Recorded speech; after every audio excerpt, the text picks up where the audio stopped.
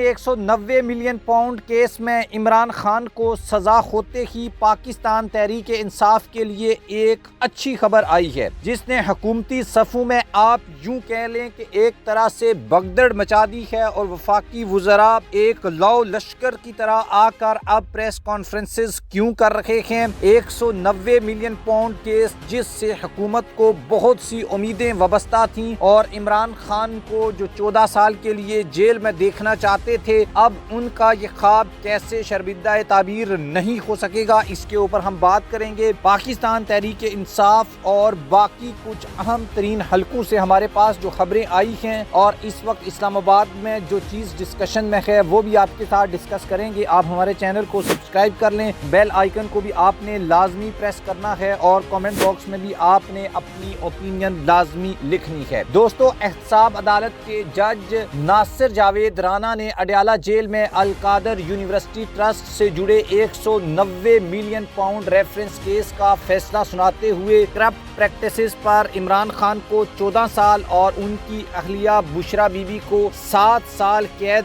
کی سزا سنائی ہے۔ یہ کوئی انہونی بات نہیں تھی، یہ ایسے ہی ہونا تھا، اور اس کے پیچھے اصل لوجک کیا ہے وہ بھی میں آپ کو بتاتا ہوں۔ کل علیمہ خان نے یہ بات میڈیا سے بات کرتے ہوئے اڈیالہ جیل سے جب وہ نکلی تھی تو انہوں نے یہ بات کی تھی، اور اس بات کا مقصد یہ تھا کہ اب 190 ملین پاؤنڈ کیس جو ہے اس کی سزا سنا دی جائے، بلکہ الٹا پاکستان تحریک انصاف بار بار یہ مطالبہ کر رہی تھی کہ 190 ملین پاؤنڈ کیس جو ہے اس کا فیصلہ سنایا جائے، کیونکہ عمران خان کے اوپر یہ آخری کیس ہے، اور اس کیس کا جب تک فیصلہ نہیں سنایا جاتا تھا تو تب تک عمران خان کو انہوں نے جیل میں رکھا ہوا تھا۔ لیکن اب مسئلہ یہ ہے کہ یہ آخری کیس میں بھی عمران خان کو سزا سنا دی گئی ہے۔ اس کے دو جو پاپولر اسپیکٹس ہیں وہ میں آپ کو بتا دیتا ہوں تاکہ آپ کو اندازہ ہو جائے گا کہ اس سے چیزیں آگے کیسے بڑھیں گی۔ ایک تو 20 جنوری کو ڈونلڈ ٹرمپ نے امریکہ میں حلف اٹھانا ہے، اور اس کے لیے پاکستان تحریک انصاف نے یہ دعویٰ کیا ہے کہ پی ٹی آئی کو پراپر انویٹیشن ملا ہے، اور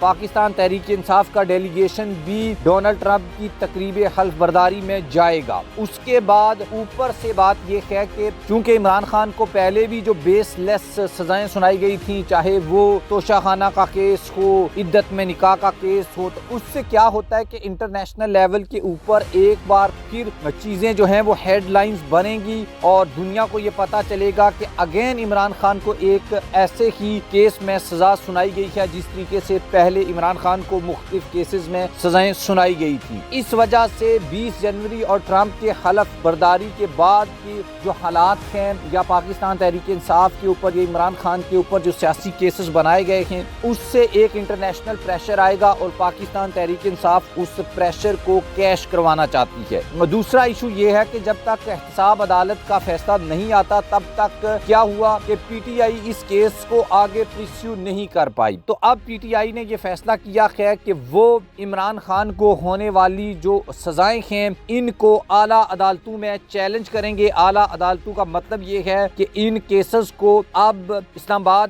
ہائی کورٹ میں چیلنج کیا جائے گا، اور پاکستان تحریک انصاف کے رہنما قومی اسمبلی قائد حزب اختلاف عمر ایوب نے پارلیمنٹ ہاؤس کے باہر دیگر پارٹی رہنماؤں کے ساتھ گفتگو کرتے ہوئے القادر ٹرسٹ کیس میں عمران خان اور بشرا بی بی کو سزا سنائے جانے کے فیصلے کی شدید مذمت کرتے ہوئے کہا کہ ہم اس فیصلے کو اعلیٰ عدالتوں میں چیلنج کریں گے۔ عمر ایوب کا کہنا تھا، پوچھنا تو نواز شریف کے بیٹے حسن نواز سے چاہیے کہ تم نے جس پیسے سے لندن میں ون ہائیڈ پارک کی عمارت خریدی، وہ پیسہ کس طرح باہر لے کر گئے اور آگے پھر بیچی، اس رقم کا تم نے کیا کیا؟ آج وہ دندناتا پھر رہا ہے۔ اصل مسئلہ جو میں ابھی آپ کو بتانے لگا ہوں وہ یہ ہے کہ عمران خان کو جو سزا سنائی گئی ہے، یہ پہلے کے کیسز کی طرح اگین ہائی کورٹس میں یہ کیس ٹک نہیں پائے گا، اور عمران خان کی یہ سزا بھی معطل ہو جائے گی، اور عمران خان کی جو سزا ہے یا عمران خان کو جو ہے وہ وہاں سے باعزت بری کر دیا جائے گا، اور اس طریقے سے یہ چیزوں کو مینوپولیٹ کرنا یا ان کو ڈیلے ٹیکٹکس جو ہے وہ استعمال کر کے اب وہ مقصد ختم ہو گیا ہے۔